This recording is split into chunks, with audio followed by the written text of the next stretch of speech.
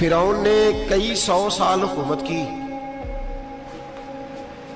اور اس طرح اس نے ظلم کیے کہ لاکھوں اور ہزاروں بچے قتل ہی کرا دیے. 12,000 عورتوں کے پیٹ میں حمل تھا اس نے ضائع کرا دیا. جب حضرت موسیٰ علیہ السلام اپنی قوم کو لے کے نکلے رستے میں دریا آ گیا, فرعون پیچھے لگا ہوا تھا. وَإِذْ فَرَقْنَا بِكُمُ الْبَحْرَ فَأَنْجَيْنَاكُمْ, اللہ فرماتے تمہارے لیے میں نے دریا کو پھاڑا اور تمہیں نجات دے دی. وَأَغْرَقْنَا آلَ فِرْعَوْنَ, اور فرعون کو غرق کر دیا. وَأَنْتُمْ تَنْظُرُونَ, تم کھڑے دیکھ رہے تھے. اب جب حضرت موسیٰ دریا کے کنارے پہنچے تو فرعون بھی پیچھے آیا. فرعون لوگوں سے کہا کرتا تھا کہ میں کہتا ہوں تو دریا چلتا ہے, میں کہتا ہوں تو ہوائیں آتی ہے, میرے حکم کے پابند ہے سارے. جاگ رہے نا آپ حضرات, غور فرمائیے گا بات پر. دعویٰ تھا اس کا کہ میں کہتا ہوں تو نظام زندگی چلتا ہے. اب جب دریا کے کنارے پہنچی حضرت موسیٰ علیہ السلام تو اللہ نے حکم دیا کہ آپ عصا ماریں. جناب موسیٰ نے عصا مارا, 12 رستے بن گئے. اب حضرت موسیٰ کی قوم گزر رہی تھی تو فرعون سے پوچھنے لگے کہ تو کہتا تھا میرے حکم سے چلتا ہے, تو وہ تو حضرت موسیٰ نے ڈنڈا مارا ہے تو رستہ بن گیا ہے. باز نہیں آتا انسان باز بنے بڑے ہیں اس کے پاس. بڑی دلیلیں ہیں, جھوٹ سچ بول کے اپنے آپ کو مطمئن کرتا ہے, آخر دم تک تبدیل ہونے کو تیار نہیں ہوتا. دلیلیں گھڑتا رہتا ہے, بناتا رہتا ہے, شور کرتا ہے جان بوجھ کے. بھئی تو کہتا تھا میرے چلانے سے چلتا ہے, تو باز ابھی بھی نہیں آیا. کہنے لگا میں نے ہی حکم دیا ہے کہ ذرا پھٹ جا, مجھے یہ زندہ چاہیے. باز رسی جل گئی بال, کہنے لگا میں نہیں کہا ہے دریا کو کہ یہ مجھے زندہ چاہیے, میرے بھاگے ہوئے ہیں تو اس لیے پھٹا ہے, تو آؤ میرے ساتھ دریا کراس کرے. تو پتا تو ان کو بھی تھا نا, جتنا تو رب بنا ہوا ہے, پتا تو تھا, سارے جانتے تھے. کہنے لگے تو پہلے کراس کر, اگر تو بچ گیا تو ہم بھی پیچھے آتے ہیں. اب چاروں ناچار. ایک روایت تو یہ ہے کہ یہ جب خدائی کا دعویٰ کرتا تھا نا, تخت پہ بیٹھا ہوتا تھا, تو ایک دن حضرت جبریل آئے اس کے پاس انسانی شکل میں. تو کہنے لگے میں بڑی دور سے آیا ہوں تو ایک مسئلہ پوچھنا تھا. کہا پوچھو. کہنے لگے ایک غلام تھا کسی بادشاہ کا, تو بادشاہ نے اسے تھوڑی دیر کے لیے ایک علاقے کی سربراہی دے دی. کتنی دیر کے لیے ہمیں سربراہیاں ملتی ہیں؟ کیوں جی, تھوڑی دیر کے لیے ملتی ہے نا. تھوڑی دیر کے لیے سربراہی دے دی ایک غلام کو. ذرا بات کو سمجھیے. حضرت جبریل پوچھتے ہیں, کہتے ہیں سربراہی مل گئی. اب وہ مالک ہی بن کے بیٹھ گیا ہے, وہ بات ہی نہیں سنتا. اس کو تھوڑی دیر کے لیے بنایا تھا, وہ تو خدائی کا دعویٰ کرنے لگا ہے. آپ بتائیں اس کا انجام کیا ہونا چاہیے, یہ مسئلہ پوچھنے آیا ہوں. تو فرعون کہنے لگا اس کا انجام یہ ہے کہ اسے پانی میں غوطے دے دے کے مار دے. انجام کیا ہے؟ بولیے کیا انجام ہے؟ کیا انجام ہے جی؟ پانی میں, اللہ اکبر, اپنی سزا تجویز کر رہا ہے. اس کی سزا کہ اسے پانی میں غوطے دے دے کے مارو ظالم کو. اسے تھوڑی دیر کے لیے بنایا تھا اور وہ چھائی گیا ہے, قبضہ ہی کر گیا ہے. حضرت جبریل کہنے لگے جی آپ لکھ کے دے دیں گے؟ کہنے لگا لاؤ لکھ دیتے ہیں. لکھوا لیا. جناب جبریل رکا لے کے تشریف لے گئے. اب جب فرعون دریا میں آیا نا تو اللہ نے حکم دیا مل جا. جب دریا ملا چیخنے لگا تو حضرت جبریل آئے, کہنے لگے تیرا ہی فتویٰ ہے, یہ تیری سزا ہی ہے نا, ہم بھی بڑی سزائیں تجویز کرتے ہیں.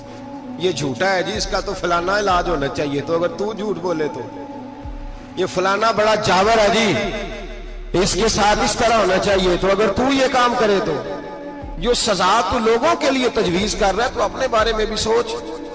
اب جب غوطے آئے نا, آخری وقت دیکھا وہ فرعون جو کہتا تھا میری مرضی سے دریا چلتا ہے.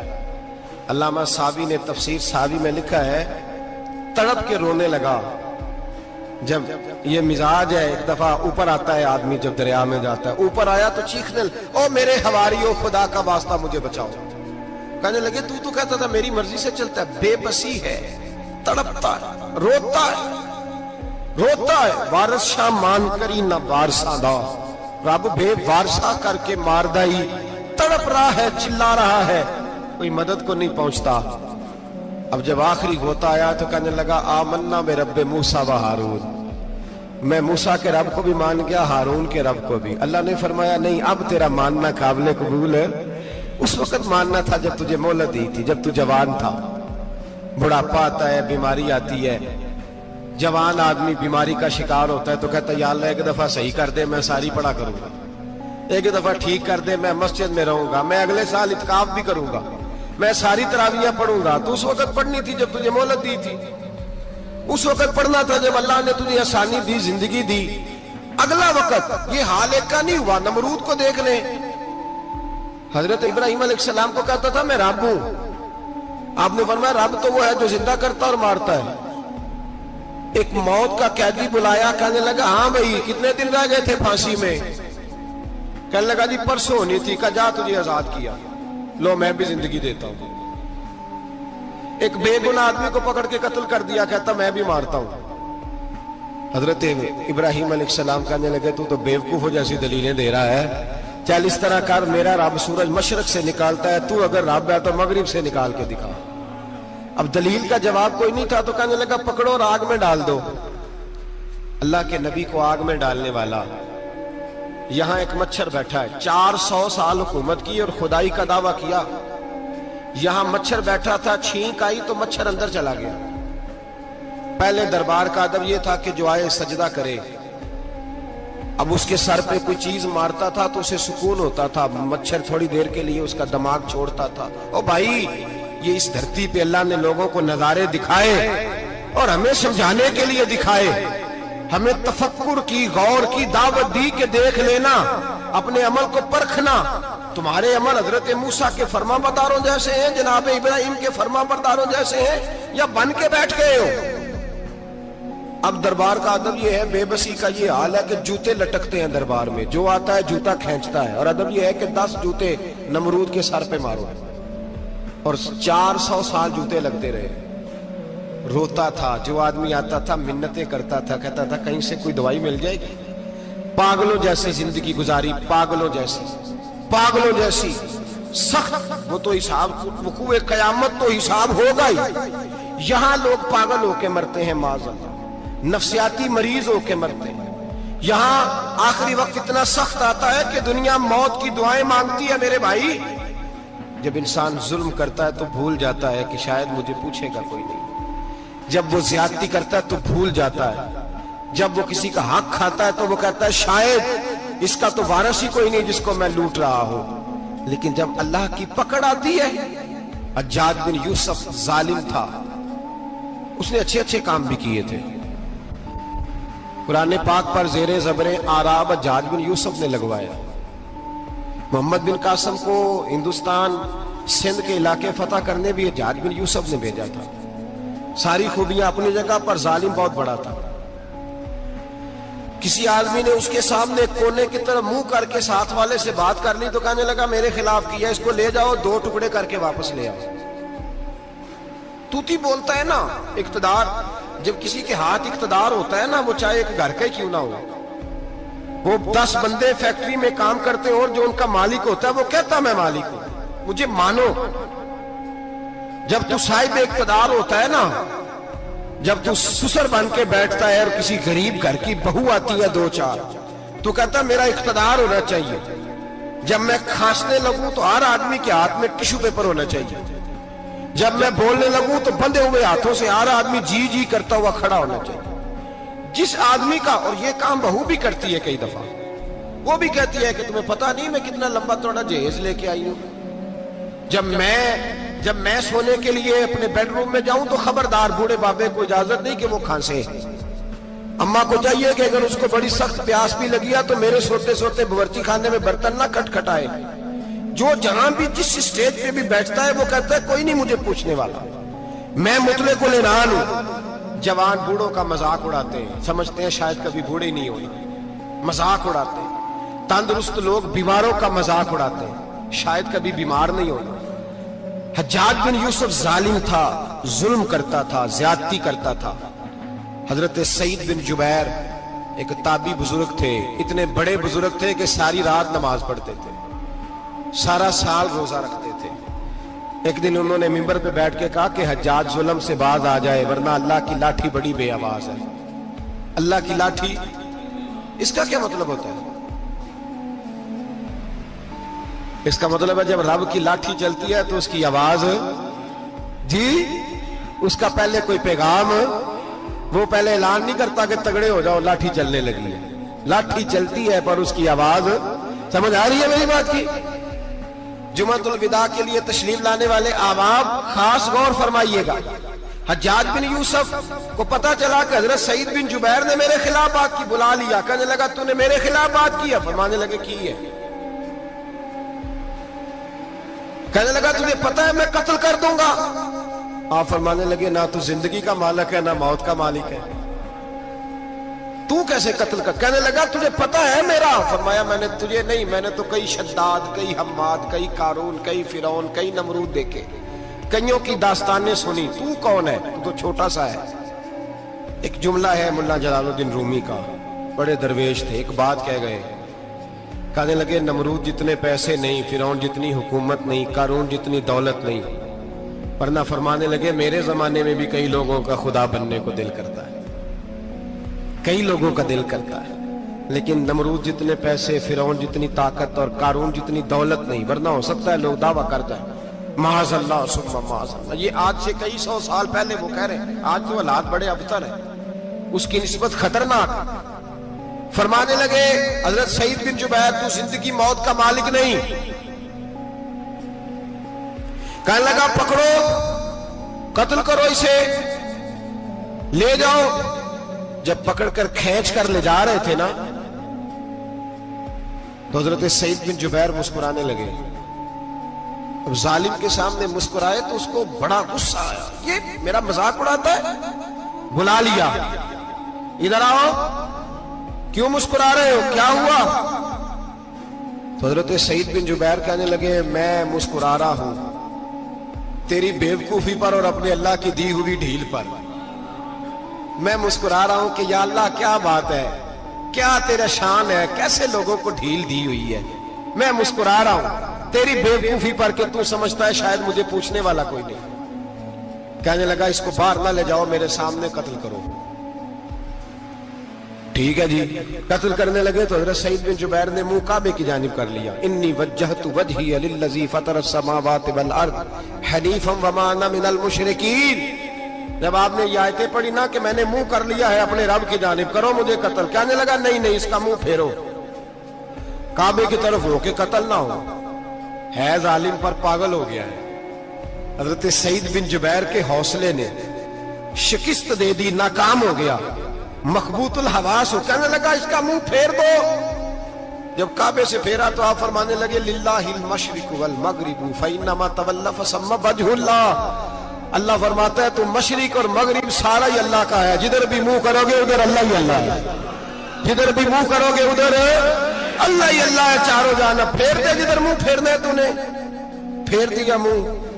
حضرت سعید بن جبیر کے گلے پہ خنجر رکھا تو آپ نے ہاتھ اٹھائے, کہنے لگے اے اللہ میرے بعد اسے کسی اور پر مسلط نہ کرنا, میرے بعد کسی اور پر مسلط نہ, بس میں آخری ہوں. جب آپ ذبح ہوئے تو اتنا خون نکلا, اتنا خون نکلا کہ لوگ کہتے ہیں جتنا اونٹ کے وجود سے نکلتا ہے. تر ہو گیا سارا اس کا دربار. ایک سمجھدار آدمی کو بلا کے کہنے لگا اتنا خون میں نے پہلے کبھی, میں نے بڑے بندے قتل کرائے ہیں پر اتنا خون نہیں نکلا. تو وہ کہنے لگے لوگ مر جاتے ہیں, مرتے وقت ڈر جاتے ہیں, سہم جاتے ہیں, خون سکڑ جاتا ہے. لگتا ہے یہ شخص جب دنیا سے گیا ہے تو ڈٹ کے گیا ہے, یہ ڈٹ کے گیا ہے دنیا سے. حجاج بن یوسف رات کو سویا تو تڑپ کے اٹھا, کیا ہوا؟ گھر والے کہنے لگے کیا ہوا؟ کہنے لگے سعید بن جبیر خواب میں آیا اور کہتے ہیں اٹھ مجھے بتا تو نے مجھے کیوں قتل کیا, بتا بتا کیوں مارا. اگلی رات پھر سویا تو وہی خواب, پھر سویا تو وہی خواب. گناہ نفسیاتی مریض بنا دیتا ہے, ظلم تجھے مخبوط الحواس کر دیتا ہے. جب تو زیادتی کرتا ہے تو اللہ فرماتے ہیں کہ میں, تو اللہ کو بھولتا ہے, اللہ تجھے اپنا آپ بھلا دیتا ہے. پھر تو بھول جاتا ہے, پھر تو سیدھے رستے پہ چلتا ہے پر بھٹک جاتا ہے, پھر تو صحیح رستوں کا تعین کر کے بھی گمراہ ہوتا ہے, پھر تو روز وہی گاڑی چلاتا ہے پر اب جب تو بریک لگاتا ہے تو نہیں لگتی. جب گناہوں کے ساتھ تو مخبوط الحواس ہوتا ہے تو روز وہ کاروبار کرتا ہے, لیکن جب تیرے گناہ تجھے گھیر لیتے ہیں پھر اسی کاروبار میں تو नुकसान उठाता है। हज्जाज बिन यूसुफ तड़पता है, रोता है, यहां तक कि बीमार हो गया। पेट में दर्द होती है, पता नहीं क्या हुआ, तकलीफ होती है, पता नहीं। सारे हकीम, तबीब, डॉक्टर, कोई ना समझ सका कि बीमारी क्या है। जो बीमारियां खुदाई होती हैं उनका लोगों को पता, जो आजमाइशें रब की जानिब से होती हैं वो डॉक्टरों के हत्थे नहीं चढ़ती। जो तकलीफें अल्लाह देता है उनका हकीम, तबीब इलाज नहीं कर पाते, मुश्किल। और शिफा उसी वक्त होती है जब अल्लाह देना चाहे, और जब रब भी देना ना चाहे तो बड़े बड़े डॉक्टर कहते हैं कि हमारे बस की बात नहीं रही। बगदाद से हकीम आए, पेट देखा, कहने लगे ना तेरे मैदे में कोई दिक्कत है, ना तेरे जिगर में, ना किसी और जगह, माजरा क्या है? एक आखिरी इलाज है, आखिरी।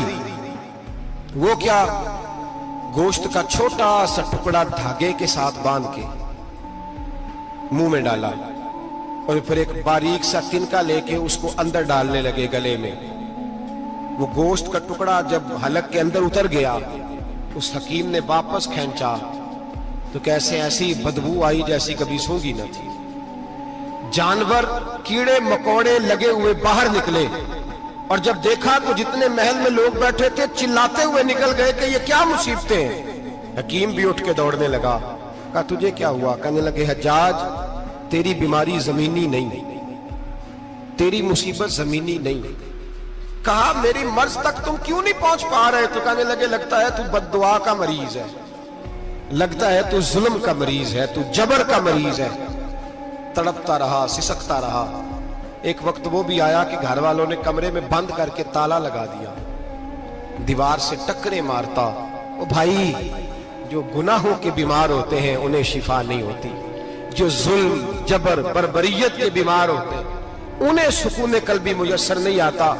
दवाइयां उन बीमारियों की बनी हुई हैं जो बीमारियां जमीनी हैं, जो बीमारियां खुराक की बदपरहेजी से होती हैं, जो गुनाहों की बदपरहेजी से होती हैं, उनकी बीमारियां, उनकी शिफा तौबा है, उनकी शिफा रुजू इल्लाह है, उनकी तौबा अल्लाह से माफी मांगने से शिफा होती है।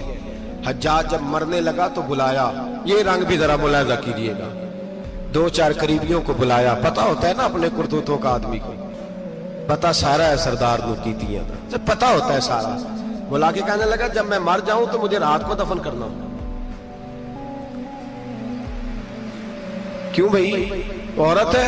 कहने लगा नहीं, रात को दफनाना। ठीक है, रात को दफना देंगे। फिर कहने लगा जब सुबह हो जाए तो सुबह होने से पहले पहले मेरी कब्र जमीन के बराबर कर देना, निशान मिटा देना। का वजह, तू कलमा पढ़ता है, हुजूर का हुक्म है कि कब्र कम अज कम एक बालिश, एक गेट ऊंची होनी चाहिए जमीन से, कम अज कम। तो तू तेरी कब्र मिटा दे, वजह पता होता है अपने जुल्मों का। कहने लगा मुझे पता है लोग मेरे मरने के बाद मेरी कब्र भी नहीं छोड़ेंगे। दुनिया में तो मेरे जबर की वजह से कोई आ ना सका, लेकिन मेरी कब्र भी लोग जनाजों में बातें शुरू कर देते हैं। जनाजों में मैंने ऐसी भी दास्तानें सुनी है कि कोई मरा तो लोग जूतों का हार कब्र पे डाला है। नहीं भाई, तू जब जिंदा था तो तेरे जबर जुल्म की वजह से नहीं को बोल सका। एक तो है कयामत में हिसाब होगा, यहां दुनिया में हिसाब होने लगता। इतनी इतनी लंबी जुबानें लोगों की लटक कर मरते वक्त बाहर निकल आती हैं। दुआ करें, जुमा है, अल्लाह ताला ईमान की मौत अता फरमाए। दुआ फरमाए रब ताला, अल्लाह तबारक व तआला तौबा करके जाने की तौफीक अता फरमाए। जागे जागे और सुने और दुआ करे, ए अल्लाह तू हमें जुल्म से वैसे ही महफूज फरमा। अगर हम ज्यादती करने लगे तो ए अल्लाह हमें उससे मना फरमा, हमें उससे तू ये तौफीक दे कि हम बाहर आ जाए उस गुनाह से। मेरे भाई, एक तो दुनिया में सजा है, फिर कयामत की सजा है, और वो ज्यादा सख्त है, वो ज्यादा सख्त है। हम लोगों ने ना हीले बहाने बड़े बनाए हुए हैं। बैंक के साथ कारोबार करने वाला कहता है नहीं नहीं मजबूरन लिया है, मजबूरन। मर रहा था तू, आखिरी लबों पे था तो जायज है, जायज है। उस वक्त जब तुझे खाने को लुकमा न लगे तो हराम खाना भी जायज है। क्या दिक्कत थी? क्यों अल्लाह रसूल के मुकाबले में खड़ा हुआ तू? क्यों सूद का धंधा किया?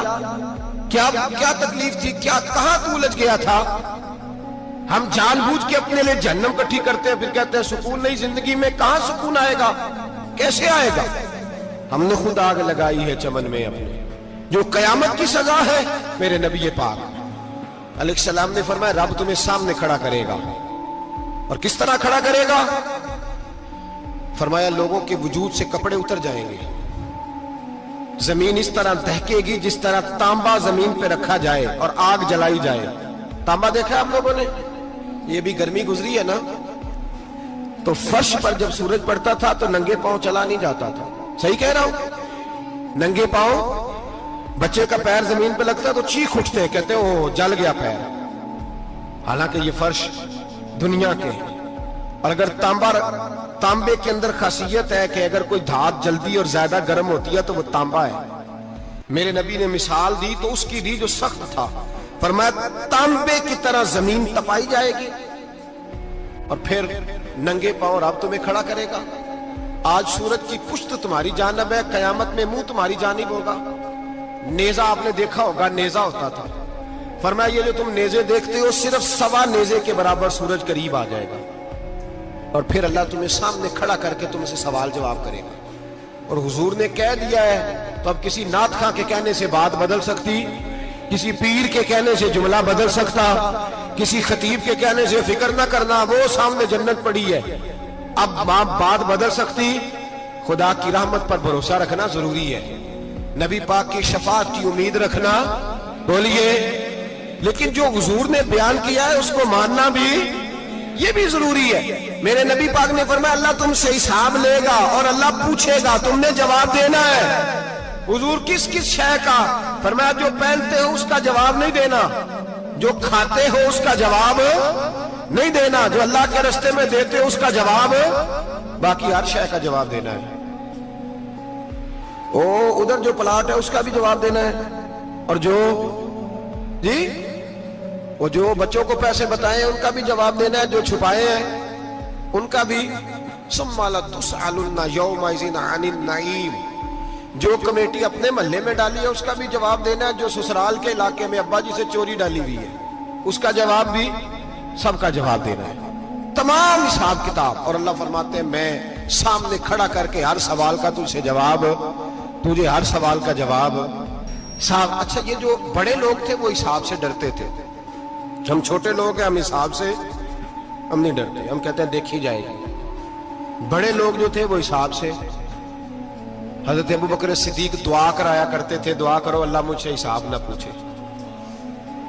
حضرت عمر فاروق رضی اللہ تعالیٰ عنہ اپنے بیٹے سے کہتے تھے بیٹا اپنے باپ کے لیے رحمت کی دعا کرنا، میں درگزر والا ہوں، میں حساب والا کوئی نہیں. بڑے لوگ ڈرتے تھے، بڑے لوگ. حضرت عثمان غنی قبر پہ کھڑے ہوتے تھے تو داڑھی آنسوؤں سے بھیگ جاتی. غلام کہتے ہیں حضور 3 دفعہ نبی پاک نے آپ کو جنت کی بشارت دی ہے، 3 دفعہ بشارت دی ہے تو آپ کیوں اتنا روتے ہیں؟ عثمان غنی فرماتے جس رسول نے مجھے جنتی کہا ہے اسی محبوب نے مجھے فرمایا تھا عثمان قبر آخرت کی منزلوں میں سے پہلی منزل ہے. اور آپ فرماتے میرے تو کمرے میں دیا گل ہو جائے تو مجھے ڈر لگتا ہے، اس میں تو مکمل اندھیرا ہے. آپ فرماتے کھڑکیاں بند ہو تو دم گھٹنے لگتا ہے، اس کو تو دروازہ ہی کوئی نہیں، روشن دان تک نہیں. بھائی جو بڑے تھے وہ ڈر رہے تھے. مولا علی شیر خدا نماز کا وضو کر کے کانپتے تھے، کانپتے. علی آپ مرحب کے سامنے نہیں کانپے، خیبر کا دروازہ اکھاڑتے نہیں کانپے، بدر احد خندق حنین اور خیبر میں نہیں کانپے، تو یہاں آپ فرمانے لگے مالک کے سامنے جاتے ہوئے ڈر آتا ہے. بڑے لوگ کانپتے تھے، بڑے لوگ. آج کون سا جمعہ ہے؟ سارے بولیے. حالانکہ یہ اگلے سال دوبارہ آئے گا، ہمارا نہیں پتا کہ ہم ودا ہو جائیں کہ کیا بنے. یہ کون سا جمعہ ہے؟ آیا جمعہ الوداع، آئے ہم پڑھیں. آج ایک فکر لے کر کے جانا، ایک سوچ. جہاں روز رات کو بیٹے کی ٹینشن، بیٹی کی ٹینشن، بھائی کی ٹینشن، پوتے کی ٹینشن ہوتی ہے نا، ایک ٹینشن اور اپنے آج ایک ٹینشن بڑھا لو، قبر کی ٹینشن پیدا کر لو، قیامت کی تھوڑی سی فکر کر لو، تھوڑی سی ایک لمحے کے لیے صحیح تھوڑا خیال پیدا کرے. حضرت حسن بصری نام سنا ہوا ہے نا، یہ حضرت علی کے شاگرد ہیں. نبی پاک کے گھر میں آ جاتے تھے کئی دفعہ، بچے تھے جب. حضرت حسن بصری تابعی ہیں. فرماتے خانہ کعبہ میں عمرہ کرنے گیا، طواف کعبہ کر رہا تھا تو بڑا عجیب منظر ہوا، رات کی تنہائی ہوئی. اس وقت کئی دفعہ طواف بند بھی ہوتا تھا، اس لیے کہ رش کم ہوتا تھا تو رات کو سب سو جاتے. کہتے رات ذرا گہری ہوئی تو لوگ اپنا اپنا خیمہ لے کے جاتے تھے. اب تو ہوٹل ہے نا تو خیمے لگتے تھے، لوگ خیمہ لے کے جاتے تھے، جہاں جگہ ملتی تھی خیمہ لگا کے رہتے تھے. فرماتے میں رات کو سویا خیمے میں، ایک دردناک آواز آئی، میٹھی ہے دھیمی ہے پر درد بڑا ہے. کوئی رونے والا رو کے کہتا ہے اللہ حساب قیامت میں مجھ سے نہ لینا، اے اللہ تنہائی میں جتنا مرضی حساب لینا پر لوگوں کے سامنے نہ لینا. اور پھر کہتا ہے اللہ فضل تو تب کرے جب تو میرا حساب پوچھے ہی نہ. پھر چند منٹ گزرے تو پھر وہ رونے لگا. میرے کانوں میں آواز آئی، کہنے لگا اے اللہ حساب تو ان کا لیا جاتا ہے جو حساب کے قابل ہوتے ہیں. اعلیٰ حضرت کہتے ہیں نا رضا سے تو کیا حساب لے گا، رضا بھی کسی حساب میں. اے اللہ میں قابل نہیں، مجھ سے حساب نہ لینا. کہتے تھوڑی دیر گزری تو پھر وہ رونے لگا. پھر ذرا سانس سنبھلے تو پھر کہنے لگا اے اللہ میں تو لوگوں کو کوئی بندہ حساب پوچھ لے تو نہیں دے سکتا، میں تجھے کیسے حساب دوں گا. پھر تڑپنے لگا. کہتے تھوڑی دیر گزری تو پھر ایک لفظ انہوں نے کہے رونے والے نے، کہنے لگے اللہ دیکھ تیرے محبوب کا فرمان ہے جو معافی مانگے تو اسے معاف کر دیا کرتا ہے. اے اللہ میں معافی مانگنے آیا ہوں اور مسجد نہیں آیا، میں کعبۃ اللہ ہی آ گیا ہوں. کہتے ہیں وہ اتنا روئے کہ چیخ آئی ان کی، اور جب دھڑام سے کوئی زمین پہ گرا تو میں پریشان ہوا کہ اب تو بے ہوش ہو گیا. فرماتے ہیں میں زور سے اٹھا فٹافٹ اور اس شخص کی طرف بڑھا. میرے دل میں خیال ہے کوئی گناہگار ہے بیچارہ، تو چلو میں بھی دعا کرتا ہوں. اس کو کہتا ہوں بیٹے فکر نہ کر، اللہ تیری مدد کرے گا. فرماتے ہیں میں گیا اس نیت کے ساتھ کہ میں کہوں گا چلو اٹھو تم بھی دعا کرو میں بھی کرتا ہوں، اللہ ہم سے حساب نہ پوچھے. کہتے میں گیا تو وہ شخصیت بے ہوش پڑی تھی، کالے سیاہ بال ان کے چہرے پہ بکھرے ہوئے تھے. کہتے ہیں لوگو جب میں نے زلفیں ہٹائیں چہرے سے تو میرا وجود کانپنے لگا آسمان ٹوٹ پڑے گا، زمین پھٹ جائے گی، ستارے بکھر جائیں گے، آج بہہ جائیں گے سمندر. فرماتے ہیں میری چیخیں نکل گئی.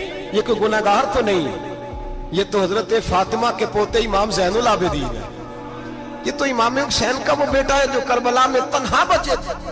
فرماتے ہیں میں امام کا چہرہ دیکھا تو بھاگ کے آیا اور میں نے اپنی داڑھی ان کے پیروں کے ساتھ مس کی اور میں نے کہا حضور اٹھئے.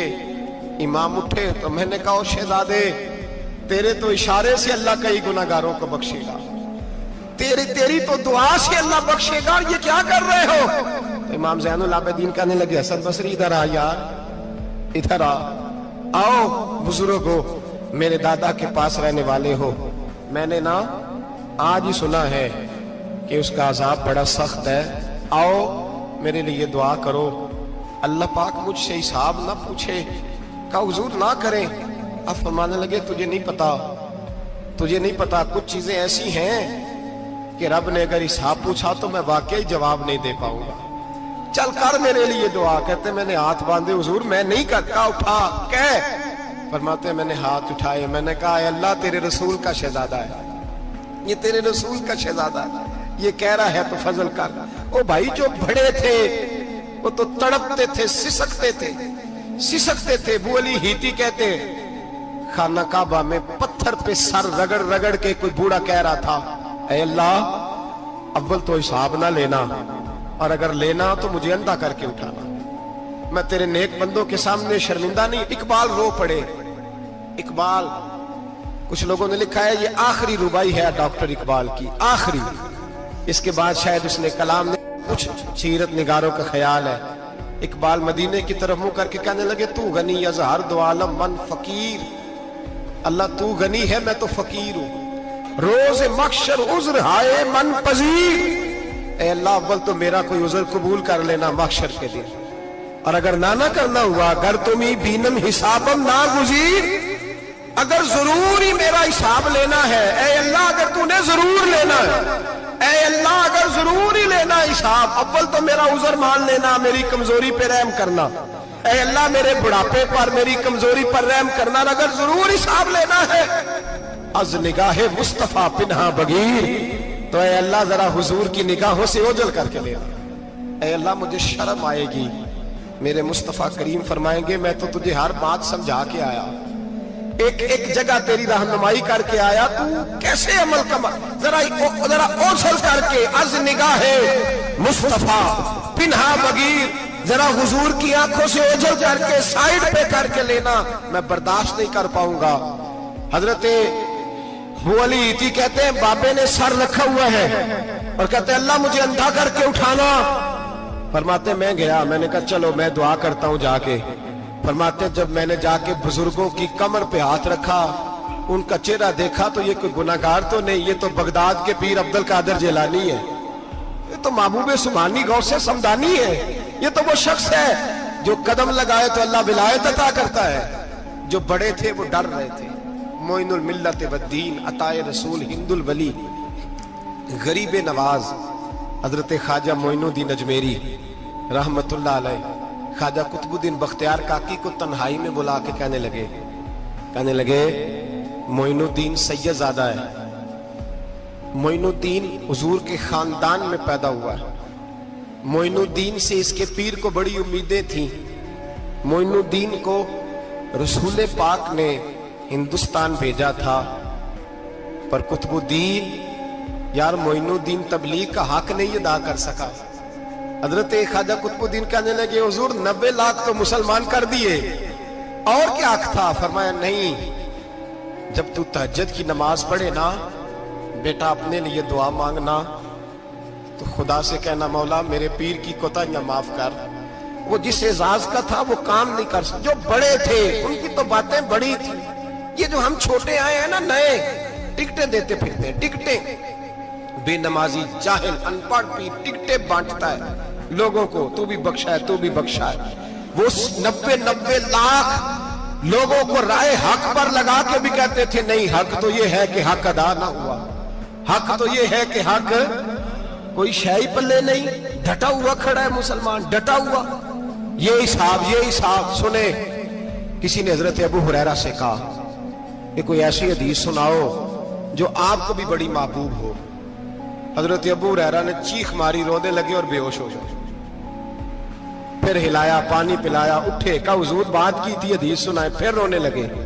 ہمیں تو نہیں نہ رونا آتا, ہمیں تو تب آتا ہے جب بیٹا بات نہ مانے, ہمیں تو تب آتا ہے جب کاروبار میں نقصان ہو جائے, ہمیں تو تب رونا آتا ہے جب ہمارا کوئی دوست ہمارے بارے میں غلط بات کر دے, بے عزتی دنیا کی ہو جائے. حضرت ابو ہریرہ 3 دفعہ ہوش آیا, 3 دفعہ روئے اور کہنے لگے عزیزو یہ وہ والی حدیث ہے کہ میں سوچتا بھی ہوں تو میں تڑپ اٹھتا ہوں. کہا کون سی حدیث؟ تو حضرت ابو ہریرہ کہنے لگے میں نے نبی پاک سے سنا ہے قیامت میں سب سے پہلے علماء کا حساب ہوگا, سب سے پہلے علماء کا. رب کریم فرمائے گا تمہاری دین کے نام پر بڑی موجیں تھیں, تمہارے بڑے پوسٹر چھپتے تھے, لائنیں بنا کے لوگ تمہارے ہاتھ چومتے تھے, لوگ تمہاری گڑی کو بھی چومنا اپنے لیے سعادت سمجھتے تھے. بتاؤ میرے رسول کے نام پر کھانے والوں کیا کر کے آئے ہو؟ عمل بتاؤ, عمل. موج بڑی کی نا تم نے, بتاؤ عمل. علماء عالم عرض کرے گا اے اللہ میں جگہ جگہ تیرے رسول کے دین کی بات کرتا تھا, میں قرآن کے درس دیتا تھا, میں راتیں بیدار رہ کے تیاریاں کرتا تھا, میں جو بن سکا کیا. رب فرمائے گا نہیں, تو نے تو اس لیے کیا تھا کہ لوگ تجھے پیر صاحب کہیں, مولانا صاحب کہیں, تیرے نعرے لگائیں تو لگے نہیں پھر تیرے نعرے, پھر لوگوں نے لمبے لمبے القابات پکارے نہیں تیرے. حضور سید عالم علیہ السلام فرماتے ہیں پہلا حساب اس کا لے گا جو عالم کہلاتا تھا. رب پوچھے گا تجھے طاقت دی, ہمت دی, بولنے کی صلاحیت دی, اپنے فضل سے دی, بتا کیا کما کے آیا ہے. حضرت ابو ہریرہ روتے ہیں, کہتے ہیں میں بھی تو حدیثیں سناتا ہوں, میں بھی تو عالم ہوں, میرے پیچھے بھی تو لوگ بھاگتے ہیں. لوگوں بتاؤ اگر اللہ نے ابو ہریرہ سے پوچھا تو کیا جواب دے گا؟ اللہ فرمائے گا उलमा के लिए बुखारी मुस्लिम है, इन्हें उठाओ और जहन्नम में डाल दो। इमाम गजाली फरमाते हैं अगर किसी आलिम को सजा मिली तो सबसे सख्त आलिम को मिलेगी। दुआ फरमाए अल्लाह मेरे जैसे लोगों को हिदायत का रास्ता अता फरमाए, और जो कहते हैं समझते हैं अल्लाह उस पर अमल की तौफीक अता फरमाए। फरमाया हजरत अबू हुरैरा ने दूसरे नंबर पर सखी अल्लाह की बारगाह में खड़ा किया जाए, मालदार। रब फरमाएगा बोल, कुछ ऐसे भी थे जिनके पास शाम की रोटी नहीं थी, तुझे मैंने तेरी तिजोरी भर के तुझे दौलत अता की, तुझे विरासत में मैंने मुरब्बे दिए, जायदादें दी। बता, वो कुछ वो थे सवेरे मजदूरी करने जाते थे, कमा के लाते थे, हजारों रुपया तेरी बैंक में पड़ा था, बता क्या किया तूने? ऐ अल्लाह मैंने मस्जिद में दिए, मदरसे में दिए, 30 दिन इफ्तारियां पकाता रहा। अल्लाह फरमाएगा तू झूठ बोलता है, तू सारा कुछ इसलिए करता था कि लोग तुझे सखी कहे। हाँ हाँ, तेरा ऐलान हुआ मस्जिद में, लोगों ने कहा वो देखो कितने पैसे दे रहा है, इसका वो देखो नाम लिखा हुआ है अस्पताल के एक कोने में कि ये वाला ब्लॉक फलां सेठ साहब ने बनाया, ये देखो लिखा हुआ है कि ये कमरा मदरसे का इसने बनाया, तो लिख दिया गया, नारे लग गए, अब जा दौड़ जा। अल्लाह जहन्नम में फेंक देगा। फरमाया फिर शहीद खड़ा किया जाएगा। हाँ भाई तुझे ताकत दी, हिम्मत दी, बता कहां खर्च की, कहां? ए अल्लाह शहीद ही हो गया। फरमाया वो तो इसलिए हुआ था कि लोग तुझे शहीद कहें, बहादुर कहें, तेरे नाम पे रोड का नाम रखा जाए, तमगाए हुस्ने कारकर्दगी मिले, सो मिल गया। मेरे लिए बता क्या करके आया है मेरे लिए, इसे उठाओ और जहन्नम में फेंक दो। भाइयों अजाब कड़ा है, अजाब सख्त है, हिसाब सख्त है, और जो हिसाब लेने वाला है उसको, मैं ना तरावी हो रही थी तो कारी साहब ने एक सूरह यासीन शुरू की, वमताजुल यौमा अय्युहल मुजरिम। अल्लाह फरमाता है कयामत में मैं कहूंगा मुजरिम जो है ना वो सफों से बाहर आ जाए, सफों से बाहर आ जाए। एक हमारे फिजिक्स के टीचर होते थे तो बड़ी सख्त छड़ी मारते थे, तो जब वो कद भी बड़ा था, जलाल भी बड़ा था, और उसूल बड़े अच्छे इंसान थे लेकिन सख्त थे, तो मुझे याद आता था कि जब वो सवेरे आके कहते थे जिसने काम नहीं लिखा वो बाहर निकल आए। दो किस्म की चोट लगती थी, एक तो ख्याल ये आता था कि शर्मिंदगी बड़ी होगी कि सारे स्टूडेंट बैठे हैं और 2 3 4 उनको कहा वहां मुर्गे बन जाओ, बड़ी शर्म आती थी। और फिर जब वो मारते थे तो इतना सख्त मारते थे कि कई के दिन तकलीफ रहती थी, बताया नहीं जाता था। वो स्टूडेंट बताते थे कि यार इससे बचो किसी भी तरीके, और किसी का काम रह भी जाता था, कहते थे इस पीरियड की ड्यूटी सबक याद करके आना है। सख्त टीचर के बारे में तेरा मेरा ये रवैया है। तो याद आ रहा था जब वो कह रहे थे ना वमताजुल यौमा अय्युहल मुजरिमून, तो मैं सफ में खड़ा था तो 2 कतरे मेरे बह गए आंसू के। मुझे साथ बच्चा कहने लगा तबीयत ठीक है, मैंने कहा तबीयत तो ठीक है, कुछ याद आ गया है कि मैदान महशर में यहाँ तो छुपे हुए है ना ऐब, छुपे हुए। और भाई रब बड़ा करीम है, ऐबों के बावजूद नवाजता है। मेरा दावा यह है अगर हमारे ऐब खुल जाएं, लोग हमें धरती पे जीने ना दें, लोग जीने ना दें, निकाल दें, अपने भी हमें बर्दाश्त ना करें, ये तो उसका करम है। पता सारा है सरदार नु कीतियां दा, पर्दा चपाया ही तेरा भला होसी। वमताजुल यौमा अय्युहल मुजरिमून, अल्लाह फरमाएगा मुजरिम बाहर आ जाए। या अल्लाह क्या होगा जब सवाल जवाब होंगे? तो रब फरमाते हैं तेरी जुबान पे मोहर लगा के बंद कर दूंगा, तेरे हाथ बोलेंगे, पैर बोलेंगे, सर बोलेगा, पेट बोलेगा। उस वक्त की फिक्र पैदा करें, टेंशन पैदा करें।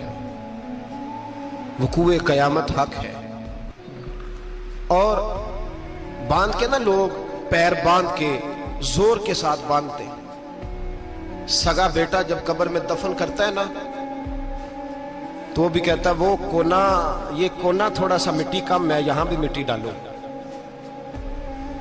پہلے لوگ روزانہ جاتے ہیں، پھر ہفتے کے بعد، پھر مہینوں بیت جاتے ہیں۔ کچھ قبریں ایسی بھی ہیں جن پہ کھڑے ہوں تو لگتا ہے قبریں رو رہی ہیں اور کہتی ہیں جاؤ میرے گھر والوں سے جا کے کہو کوئی پھیرا ہی لگا جائے، وہ ایک دفعہ آئے تو صحیح، کوئی مٹی نہیں ڈالتا۔ بادشاہوں کی قبریں روتی ہیں، سرمایہ داروں کی قبریں روتی ہیں، کوئی جاتا نہیں، اتنے اتنے موٹے سوراخ ہے قبروں میں۔ آپ اپنے شہر کے قبرستان پھر کے دیکھ لیں، سوراخ ہے۔